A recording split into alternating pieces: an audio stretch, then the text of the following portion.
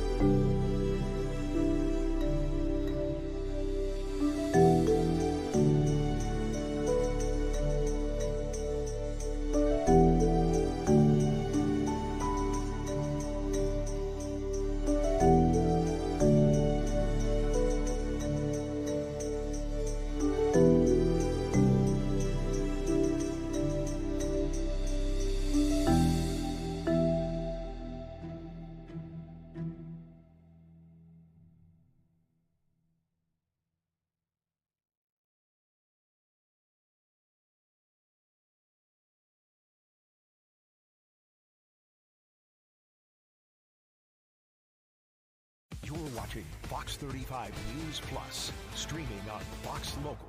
Well, good afternoon to you and welcome into Fox 35 News Plus. I'm Garrett Wymer and thanks for joining us on this Wednesday afternoon live on Fox Local and on YouTube. We are tracking some breaking news this afternoon. We have learned that a Brevard County teacher will get to keep her teaching license. This is video from a previous rally showing support for Melissa Calhoun, who was a teacher at Satellite High School in Brevard County.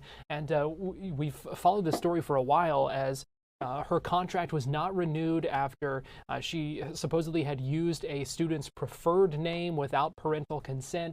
So the board decided not to renew her contract, and her teaching license was also coming up for review. Well, today she had a hearing in front of the Education Practices Commission, a state board that looked at these things.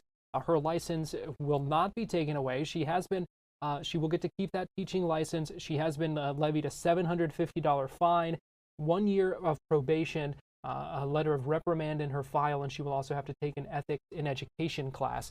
That is from Fox 35's Esther Bauer, who was inside that hearing today in Orlando.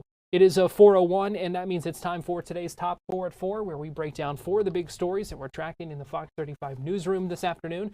And joining me for today's Top 4 at 4 is Fox 35 news anchor LuAnne Sorrell. And LuAnne, thanks for being here. Yeah, happy hump day. Yeah, we are just about to, we are heading closer to the weekend, that is for sure. Well, let's start with story number 1 here, and that is a large-scale sting operation that put 40-plus suspected child predators behind bars. Yeah, it happened in Marion County. It was called Operation Seek and Ye Shall Find Out.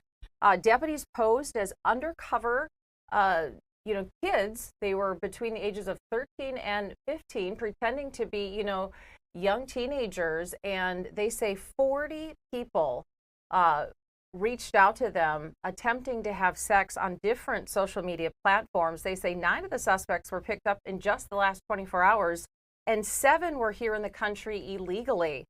But Sheriff Billy Woods says that, the suspects were going to meet up with these minors, and some had condoms on them and even drugs as well. Yeah, really disturbing allegations from this, and the Marion County Sheriff had strong words to say about this. In fact, he said that these should be capital offenses. Here's what he said about this. My opinion and my opinion only.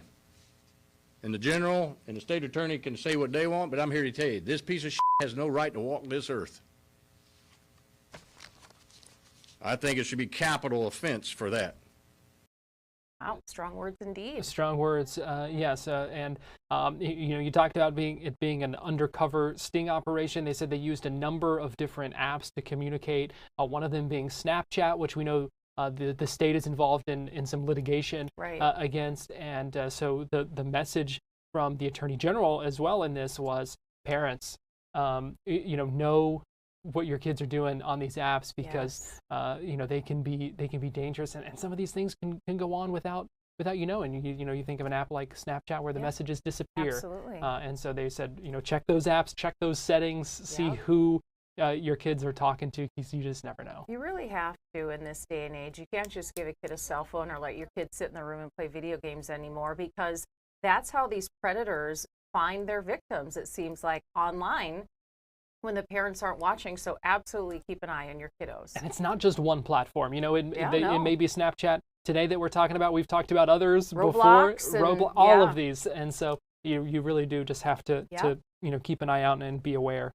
Story number 2, and that is Lawrence Dority found guilty of second-degree murder in connection with the death of a former NBA player. Yeah, this was a really quick trial, 2 days and 90 minutes for the jury to find Lawrence Dority guilty of second-degree murder. In case you don't remember this case, it happened back in 2022.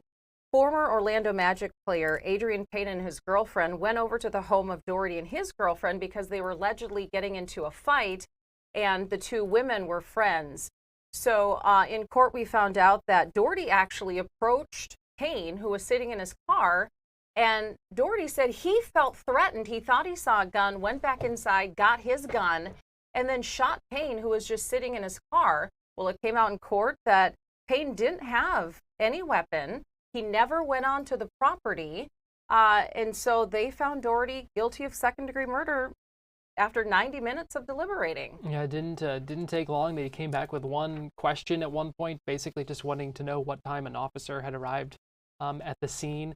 That was about kind of 45 minutes in, and then another 45 minutes later, they were done. So yeah, a quick trial, 1 day of jury selection, 1 day of the trial pretty much, and then today we had closing arguments, and then the verdict. And it was emotional in the courtroom throughout. I mean, yesterday when we had the testimony from Tara Walker, who was Adreian Payne's girlfriend, who was there that night, she was emotional, kind of watching some of that surveillance video that doesn't show what happened, but you can hear what happened. You can only imagine what it was like for her, reliving all of that. And Lawrence Dority, who testified in his own defense, got emotional on the stand yesterday as well. But it was it was emotional for a number of folks in the gallery today as that verdict was read. We did hear very briefly from Adreian Payne's brother as he walked out of the courtroom after all of this, and here's what he told us. Adreian was my little brother. I'm just happy that justice was served. It took a long time. We've been waiting 3 years for this, and I'm just glad that it's been done and the jury did their duty because we needed to get this menace off the streets, and I'm glad it's gone. Thank you. The mother of Adreian. So they said it took a while, but they did get the justice that they were looking for in this case. Yeah, it's just a sad situation when you think about it. They went over to help the girlfriend who was, in a domestic situation, and you always think that would be the right thing to do. But so many times you hear about these, domestic situations turning violent towards the people who are trying to intervene, and that's apparently what happened in this case. So just a sad situation all around. They really were just there to help a friend. Yeah. And we know that Lawrence Dority and Adreian Payne's girlfriend, Tara, they had known each other for 15 years, so they had known each other for a while. I know he says that he had only met Payne a couple of times, but overall, when you're talking about Tara Walker, they were like you said, friends, and for it to come to this, we should note sentencing coming up on August 29th. So then we'll find out Dority's sentence. Story number 3 in this controversy continuing when it comes to the Attorney General and Orange County over these ICE agreements. Yeah, they are going back and forth today once again. Orange County Mayor Jerry Demings is calling Attorney General James Uffmeyer's actions and threats basically a stunt, just trying to get some attention. What the Attorney General is threatening is to remove the mayor from office and the entire county council if they don't go along with this new addendum to an ICE agreement. You may remember that basically all the counties in Florida said, yes, we will hold your, illegal immigrants in our county jails. Well, then the state wanted to make an amendment to that contract and say, well, your corrections deputies now have to transport these detainees to one of our facilities, aka Alligator Alcatraz. And the county council said, we're not going to do that. We don't have the money, we don't have the resources, we don't have the time. That's like a 5-hour drive one way. And so now the Attorney General is saying, well, we'll just remove you from office because you guys are a sanctuary county, and that's against Florida law. So here, that's where things stand right now. But it appears this is far from over because the mayor is standing firm on this. Yeah, he said earlier today at an event that he's not going to be bullied. Here's what he said. I will put my 44 years of public service and my 37 plus years of law enforcement experience on the line to say that I want balance. I am not going to be bullied by the state attorney general, if you will, who is just ambitious. Himself under contempt of court. He's ambitious and not adequately, I think, processing what he's saying to our community and to the communities across the state of Florida. And he's trying to manipulate the circumstances, manipulate law enforcement. I don't know what happened. What I would say in terms of the sheriffs, I've been the president of the Florida Sheriff's Association. I have the greatest admiration for the sheriffs in the state of Florida. And I think it is woefully unfair to the sheriffs to be used in the manner in which this state attorney general and perhaps the governor have done. They're using law enforcement for their own selfish political interests and not in the best interest of the state of Florida and looking at the bigger picture. So that was Mayor Dimmings earlier today, and then we did just hear from the Attorney General who was in Marion County at that news conference about the sting operation, and he was asked, as you might imagine, a number of questions about this, about the letter, about the threat to remove them, about calling Orange County a sanctuary county, and he responded to those comments about being called a bully as well. Here's what he said. I would point you to the sanctuary jurisdictions legislation in Florida statute. That legislation says that any local government effort to impede law enforcement's ability to assist the federal government in immigration enforcement is per se a sanctuary jurisdiction. So based on their own admissions, I believe they're violating Florida law, and if it makes me a bully to ask them to follow the law, then so be it. And he said that he would like to see some more discussion about the reasonings behind this. We have heard Orange County talk about the reasons behind this and explain why, even in those meetings where they were, deciding not to kind of ratify that addendum. So I'm not sure, where things go from here. But like you said, it's not over. Yeah, it's interesting because Jerry Demings used to be the sheriff of Orange County. So he is law enforcement. He has a huge law enforcement background. He just recently became the mayor. I say recently because I've been here a while, but he's been the mayor, 6-7 years, whatever. And so he's not only speaking from like a mayoral perspective, he's also speaking from a former sheriff perspective. So he does know all the sheriffs in the county and in the state. And yeah, it'll be interesting to see where this goes because the county has spelled out why they say they can't do it. They don't have the resources. They'd have to use their own money to drive them down there. That would mean that there's fewer deputies at the jail. So I don't know what's going to happen because I think we're going to go head to head here, and maybe this ends up in a lawsuit. We'll see. Yeah, we'll have to see. And story number 4, quite a sight on a highway in Kissimmee earlier today. Yeah, not what you want to see if you're driving down the road for sure. A small Cessna airplane made an emergency landing on US 1792 this morning in Osceola County.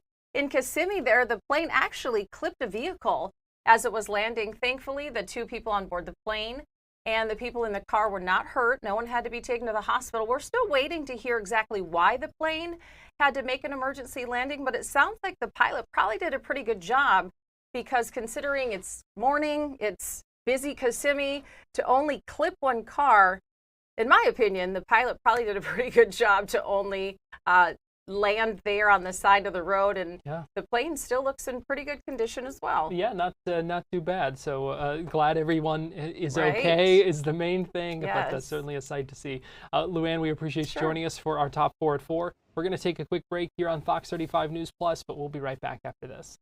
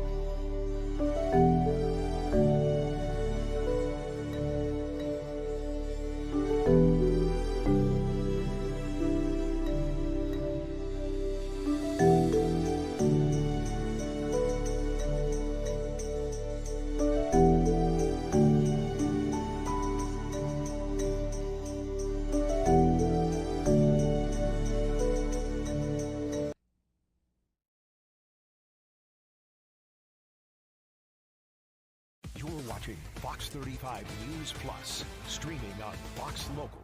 Fox 35 Storm Team meteorologist Laurel Blanchard joins me now. And Laurel, kind of crazy to see all this stuff about that earthquake.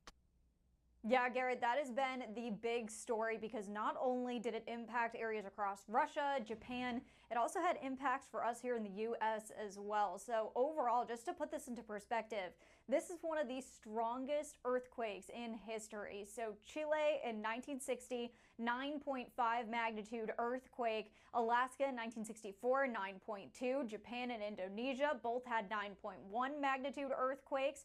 Russia in 1952 had a 9.0 magnitude earthquake, and this last one, the one that happened yesterday, Eastern Daylight Time yesterday, it happened at an 8.8 magnitude earthquake, and that actually ties with two others, one in Ecuador and one in Chile as well. So it is definitely a strong earthquake, and anything over a 7.5 magnitude earthquake can produce some intense tsunamis, and that's why we saw tsunami warnings basically issued from Alaska all down the U.S. West Coast as well as across Hawaii.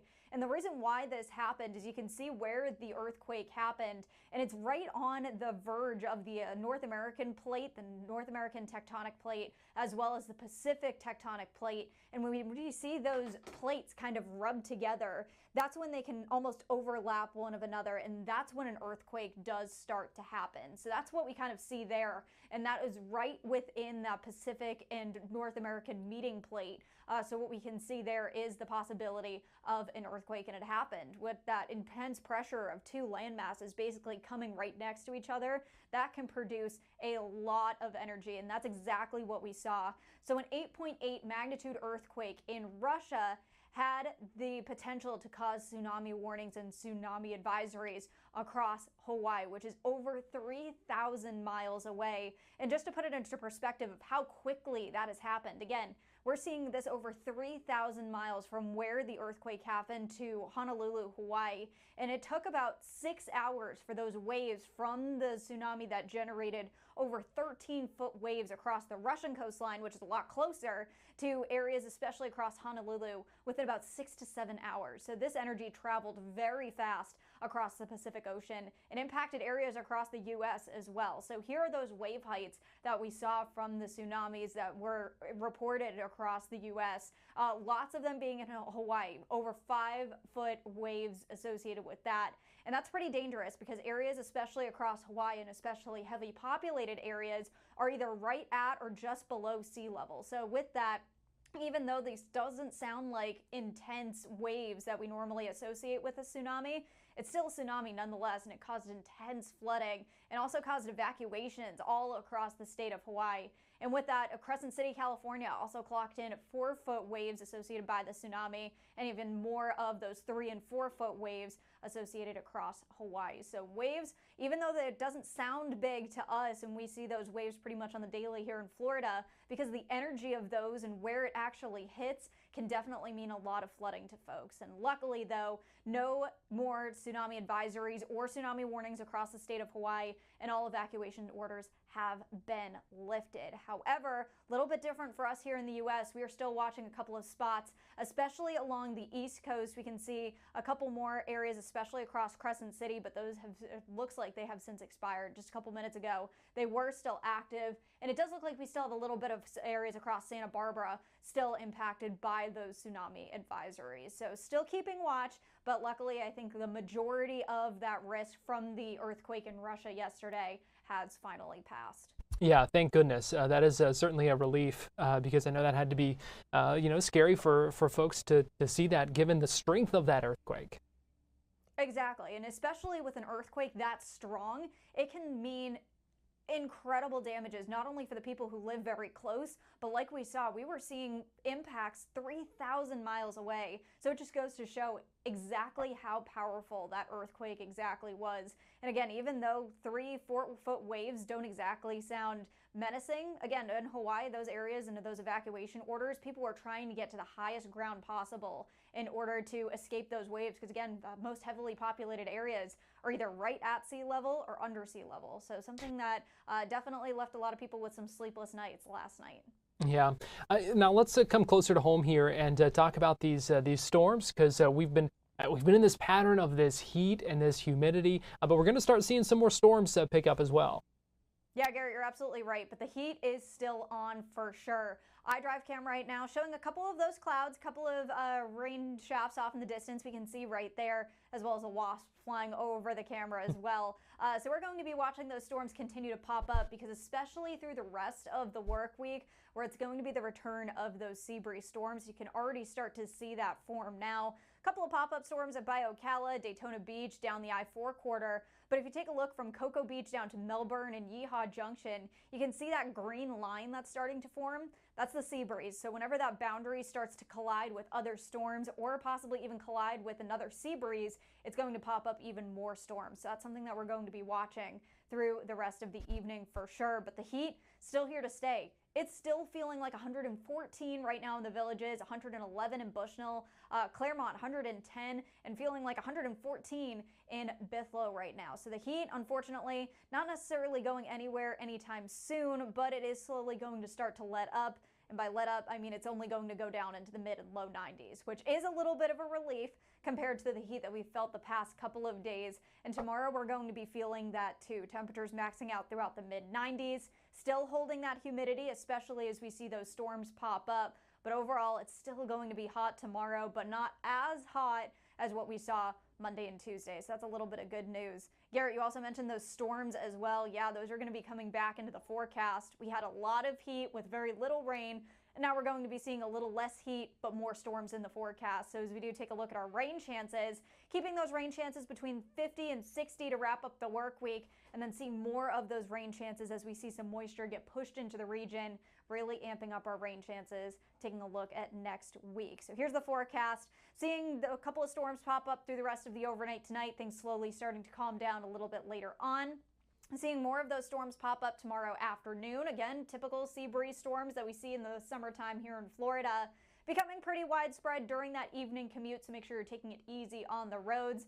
And more of the same on Friday, and that's pretty much a rinse and repeat forecast, taking a look at the weekend as well. But 7-day forecast, again, Garrett, very much rinse and repeat, holding those temperatures throughout the mid and low 90s. So a little bit of a cool down. So we are going to slowly see those temperatures get a little bit more refreshing, but we're also going to be seeing much more rain in the forecast, especially for the weekend. Very little bit of a cool down, but we will take it. 3 degrees, hey. Compared to the heat that we felt the past couple of days, I'll take it. I'll take it. A cool down's a cool down. Yeah, no doubt about it. I really do feel bad for the people who work outside in this, because, you know, without the opportunity to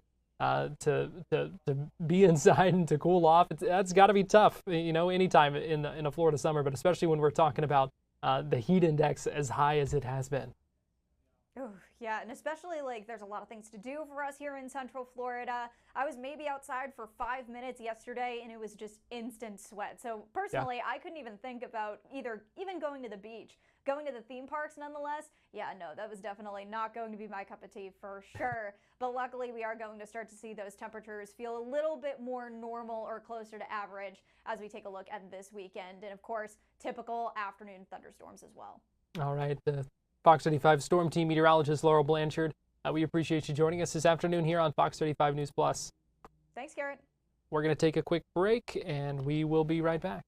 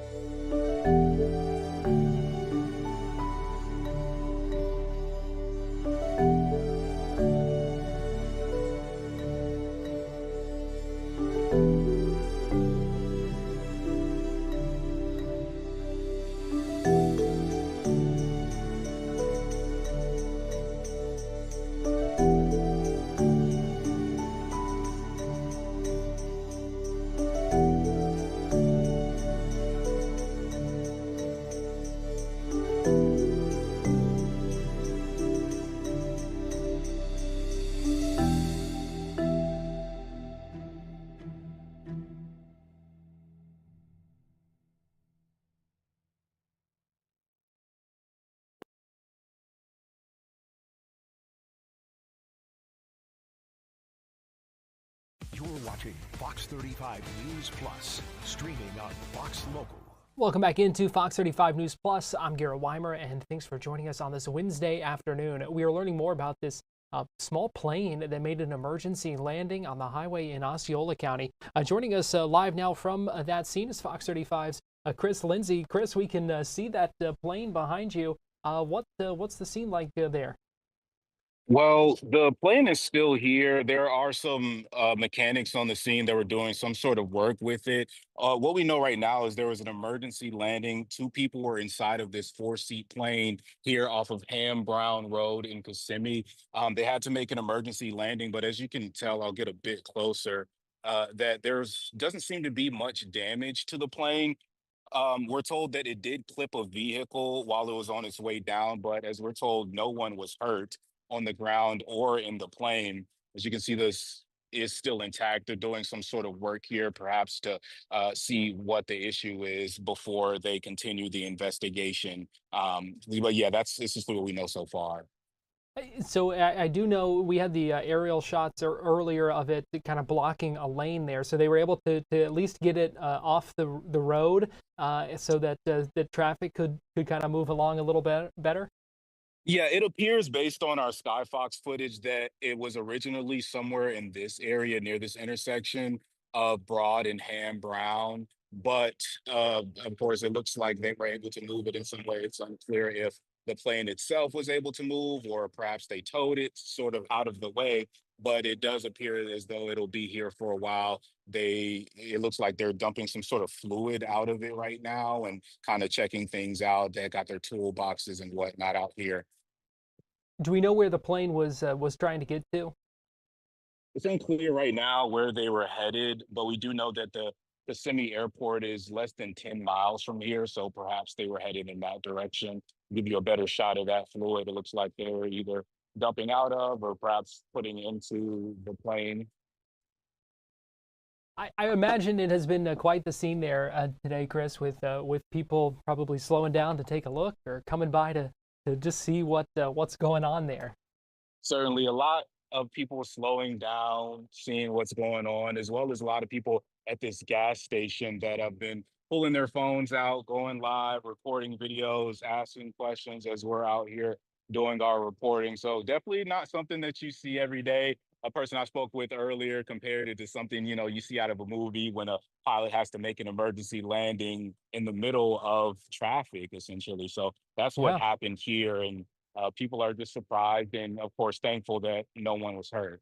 Right, absolutely. Glad to hear those two people inside were okay. And I mean, it really doesn't look like there's much damage to the plane. So, kudos to that pilot for doing what they had to do and doing it safely. Certainly, it doesn't look like there's any debris on the ground. And as far as I can see from this vantage point, no obvious pieces that are missing from the plane. So as far as emergency landings go, it appears as though this was a relatively safe one. All right. Well, Fox 35's Chris Lindsay, we appreciate that up-close look at that plane there, and appreciate you joining us here on Fox 35 News Plus this afternoon. Thank you. Interesting to see that vantage point, and you can see traffic, of course, slowing down along the highway there to get a better look. Yeah, certainly glad those two people are okay. I want to let you know we are standing by for the start of an event in the East Room of the White House. You see some members of Trump's cabinet walking in right now. We expect the president to make some remarks here. He's saying to make health technology great again. It's part of an initiative where they're going to want folks to upload health data and medical records to some new apps and systems, a new private health tracking system, essentially, that they say will make it easier to access health records and monitor wellness and that kind of thing. Now, according to reporting from the Associated Press, the focus is going to be on a couple of things: diabetes and weight management, also including some conversational uses of AI to help patients with questions, digital tools such as QR codes and apps that register patients for check-ins or even track medications as well. So using some technology for health and wellness. That's what we expect the president to talk about here shortly in the East Room of the White House. We also are told that there's about leaders from more than 60 companies expected to be here for this event. Some of them are leaders of tech companies. Some of them are leaders of hospital systems. So a number of those in the various industries are there. There's President Trump, the Chief of Staff, Susie Wiles, just escorted in. So we do expect this event to begin here shortly. We'll try to bring some of that to you live if it does. But for now, I do want to play a little bit for you of Senator Chuck Schumer, Democrat from New York, holding a news conference earlier today, talking about Senate Democrats invoking what's called the Rule of Five to try to force the release of the Epstein files. The Rule of Five requires government agencies to provide information if any 5 members of the Homeland Security and Governmental Affairs Committee request that information. The Senate Democrats have taken that step, and Senate Minority Leader Chuck Schumer spoke about it a little bit earlier today. And this morning, I was really proud to join every single one of my Democratic colleagues on the Homeland Committee in invoking a century-old and little-known law known as the Rule of Five to compel the Department of Justice to release the full and complete Epstein files. Under federal law, when any 5 senators on the Homeland Security Committee call on the executive branch must comply. Our request covers all documents, files, evidence, and other materials in possession of the DOJ, the FBI, related to the case of the United States versus Jeffrey Epstein. While protecting the victims' identities can and must be of top importance, the public has a right to know who enabled, knew of, or participated in one of the most heinous sex trafficking operations in history. Let me remind everyone of what's happened in recent months. Donald Trump campaigned on releasing the Epstein files. He broke that promise. In February, FBI Director Kash Patel promised during sworn testimony in his confirmation hearing he would, quote, make sure the American public knows the full weight of what happened. Well, that has yet to happen. A.G. Bondi said in February that his supposed, quote, client list, she said, was sitting on her desk right now to review. And she said that's been a directive by President Trump.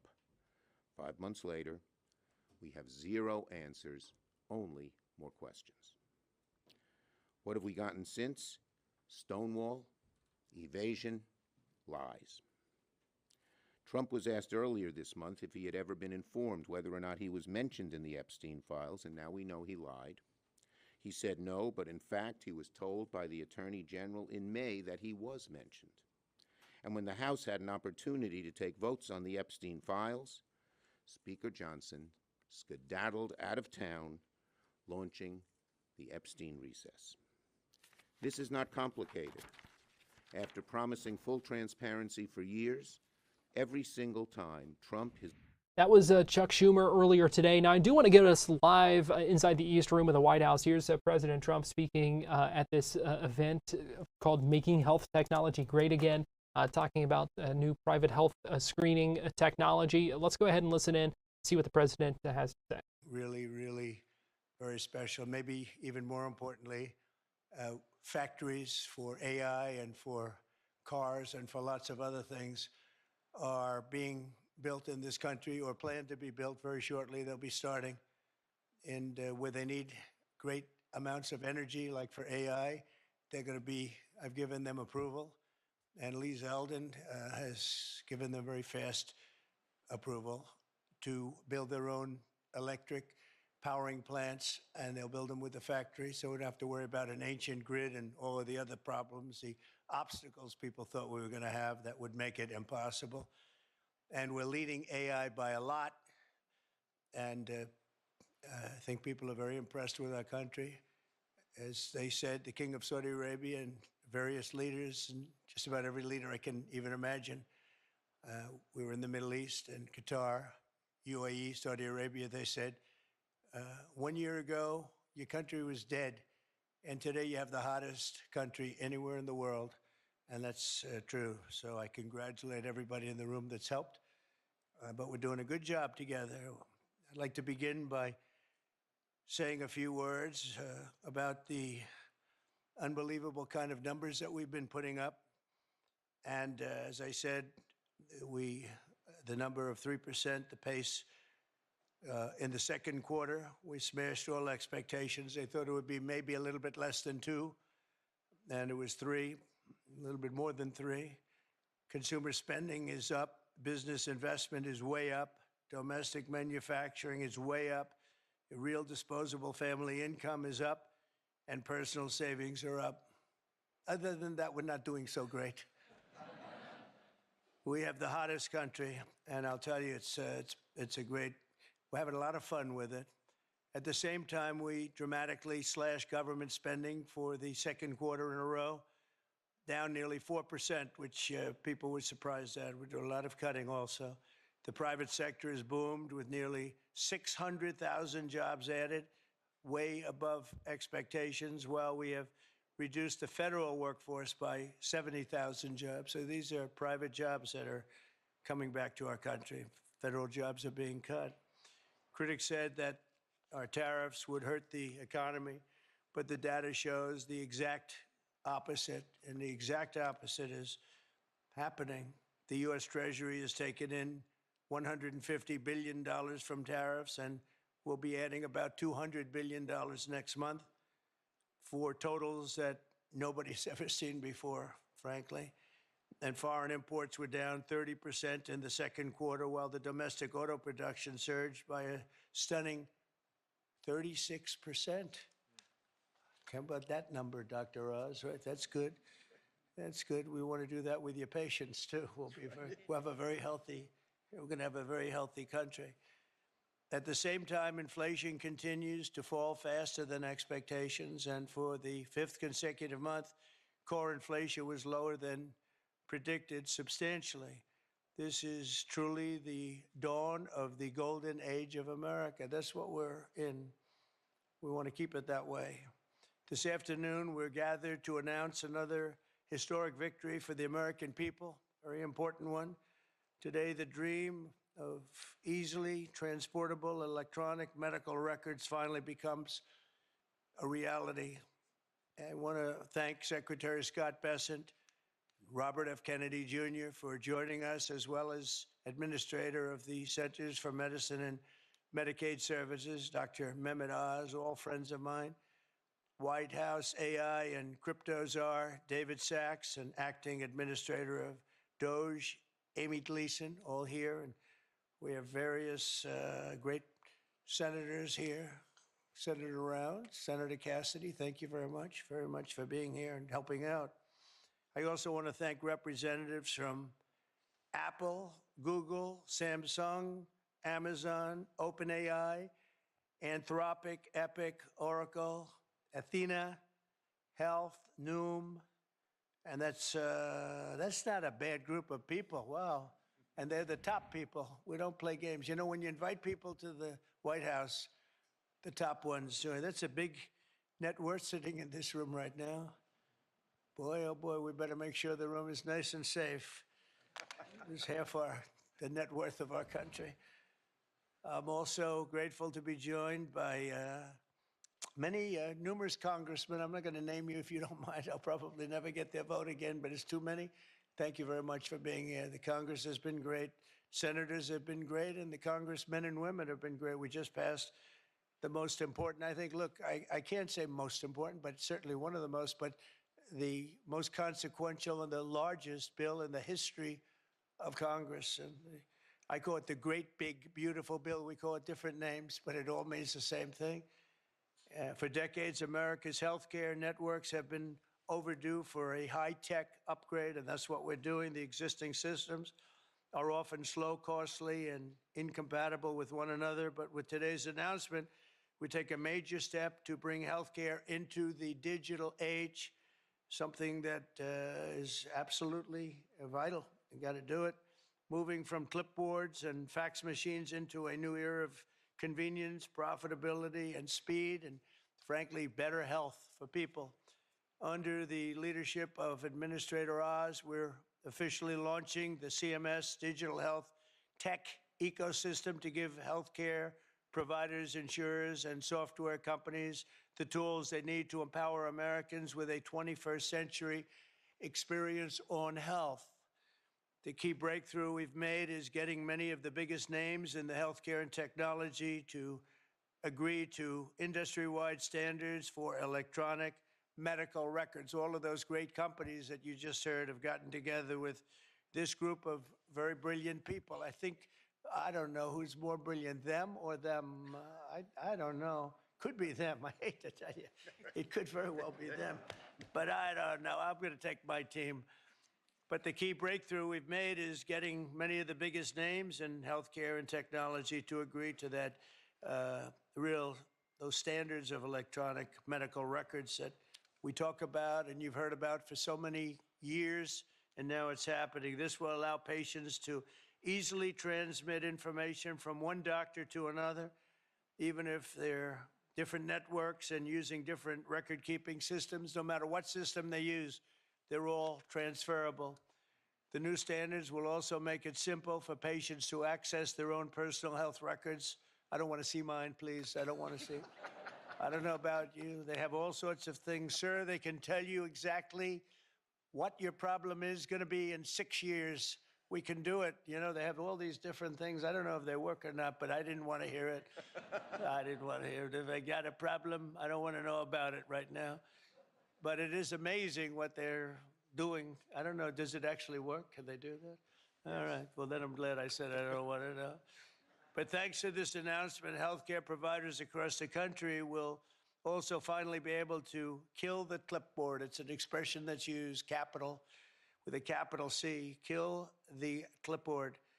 Instead of filling out the same tedious paperwork at every medical appointment, patients will simply be able to grant their doctors access to their records at the push of a button. Just a button and you're all set, and all the information the doctor needs will be immediately transmitted. The system will be entirely opt-in, and there will be no centralized government-run database, which everyone is always concerned about. I'm less concerned than anybody. I say whatever it is. But people are very, very concerned about the personal records. They want to keep them very quiet, and that's their choice. I think it's a great thing because it'll be absolutely quiet. Instead, doctors and patients will always remain in control. The benefits to millions of Americans will be enormous. We will save time, we will save money, and most importantly, we'll save lives. It's just going to make people live longer and be a lot healthier. I think that's really what you're looking to do. And now I'd like to ask Secretary Kennedy to say a few words, followed by David Sachs, Dr. Oz, and Amy Gleason. Thank you very much, everybody.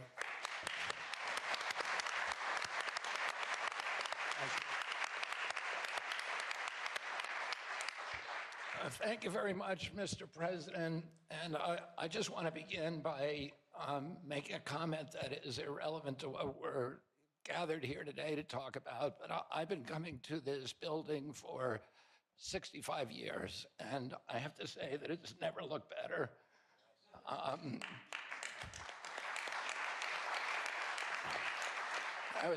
I've spent some time in the Oval Office, which really it's been transformed. And I was looking at a picture of the Oval Office the other day when I was there, when I was a kid with my uncle. And, you know, it was extraordinary. It's always extraordinary to go into that sacred space. But I have to say that it looked kind of drab in the pictures. And they were black and white pictures, but it looked drab. And it looks the opposite of drab today. And I think, I know all these portraits, I hope you get a chance to look at them when you go out there, that they were handpicked by the president. And many of them hijacked from other agencies that were trying to keep them. But I mean, you know, my uncle, my aunt, Jackie, who were deeply committed to design, to beauty, and who understood that it's important to have our public buildings be beautiful because it inspires us, it elevates the human spirit. It's one of the, it is a template, it's an example, an exemplar for democracy, the releasing through freedoms of the creativity of the human spirit. And this building, of all buildings, should look beautiful. And under your stewardship, it looks extraordinary today. So thank you, Mr. President, for that. About 3 weeks ago, I met with the Indonesian health minister. And Indonesia today is regarded as the highest flourishing nation on earth. Since 1990, it has increased the lifespan of its women by 8 years, of its men by 9 years. There's no country that has a record like that. And there are two major innovations that allowed them to achieve that extraordinary outcome. And one of those was to disincentivize people from eating processed foods. Oh, you are paid not to eat processed foods, and you are penalized for eating processed foods. The other innovation that really transformed Indonesia was allowing people control of their individual health records. He showed me the app that they use that everybody in Indonesia has. And it shows your height, your weight, your blood type, your BMI, your cardiac markers, your diabetes markers, your cholesterol, and any kind of individualized treatments that you had. So if you go to a doctor in another town, he doesn't do what we have to do here, which is to sit there with a clipboard and a fax machine in order to get your health records. It's available, and it allows them to give better treatment. It also allows you to make better choices over your life. And there's other apps like Yaka in Indonesia that allow you to choose good foods when you go to the grocery store. So you can turn your app on your phone and you can get full information of those foods. Well, now if you have your medical records, you can get personalized advice. And that app will also give you advice about a better alternative. So we're going to be able to, we met, Dr. Oz and I met with the former Prime Minister Rudd of Australia just before, just after the election during the transition phase. And he, after his retirement as Prime Minister, he ran a commission to reorganize the Australian health system, and they revolutionized it, and they vastly improved health in Australia. And he said the single thing that he did that was most important to that transformation was the transparency that occurs when people control their own health records. Because it gives people the choice over their own health decisions and over their own lives, and it gives them a sense of responsibility and allows them to measure the interventions if they change their diet, if they change their exercise. It can show you how many steps you took today. It can tell you if your glucose is spiking. And all of that information will now be available to American citizens.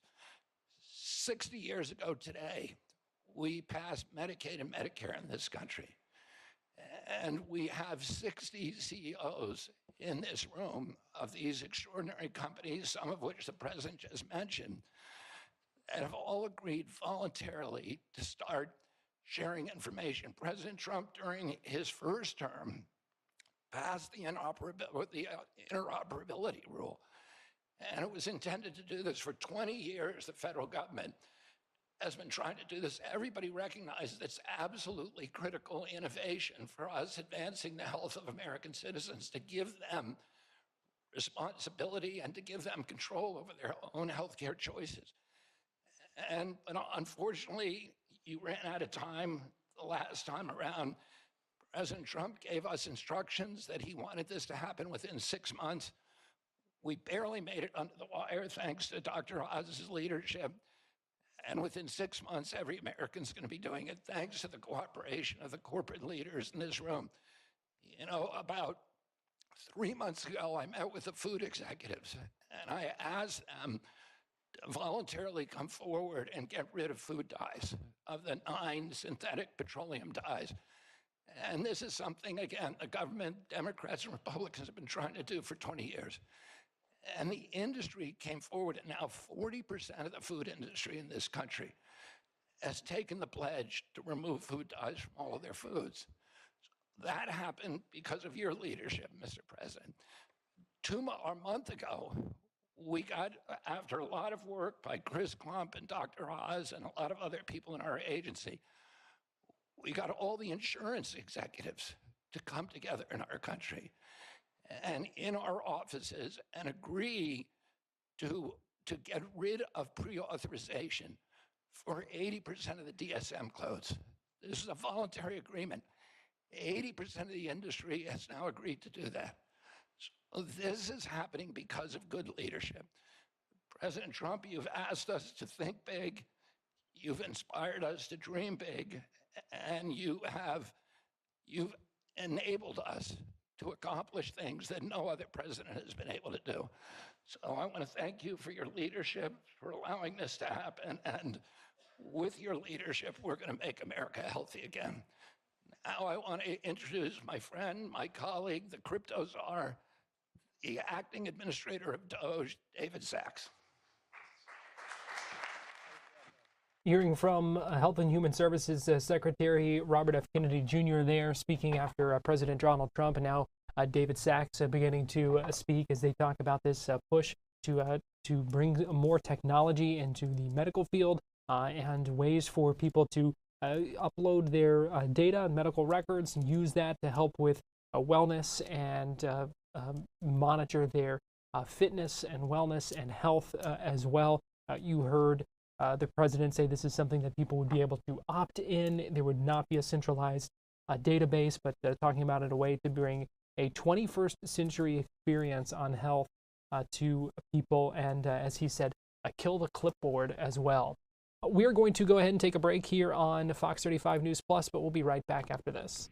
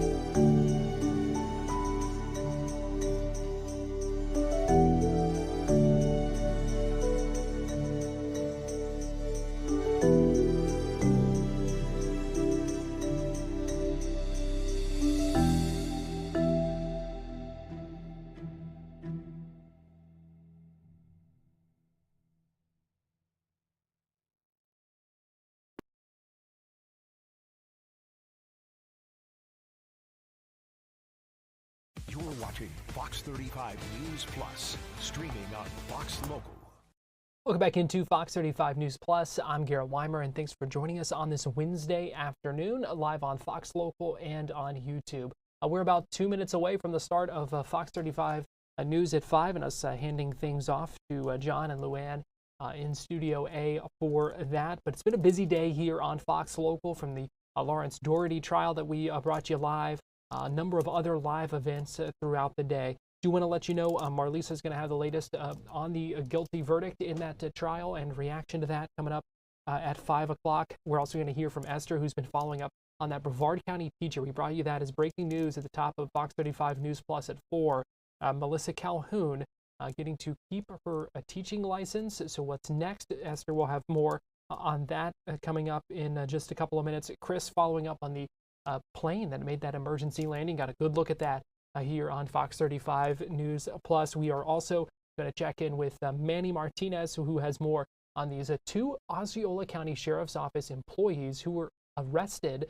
New details on that from the Osceola County Sheriff. We brought you that news conference live earlier today here on Fox Local as well. One of them a civilian employee, one of them a deputy, facing charges and now behind bars. So Fox 35's Randy Hildreth also going to have more on the immigration fight between the state and Orange County.